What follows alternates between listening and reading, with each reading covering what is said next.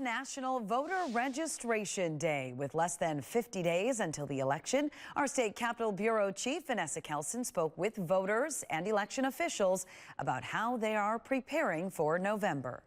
I'm going to put the headphones on. Denise Jess uses practice questions, demonstrating how voters who are blind or visually impaired can still independently vote. We want people to become familiar with it, feel safe and secure using it, whether they're a voter with disabilities or any voter. The machine demo is a part of how the Wisconsin Council of the Blind and Visually Impaired is celebrating National Voter Registration Day.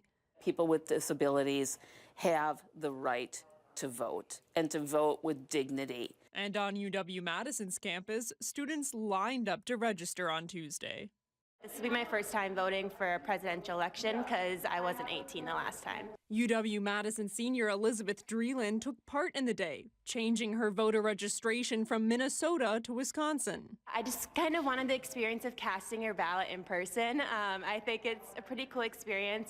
The Morgridge Center for Public Service registering around 75 voters on campus within its first 2 hours of opening. This is an ongoing project, get out the vote messaging doesn't just start when there's a presidential election. Kaylee Bell, a chief inspector for the city of Madison, says voters should register through their local clerk's office.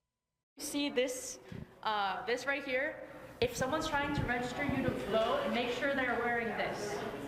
The City of Madison's clerk office says they've received a, quote, unprecedented number of incomplete voter registrations. Now, election officials are encouraging voters to double-check their voter registrations, especially if they registered through someone who approached them on the street. You can check your voter registration at myvote.wi.gov.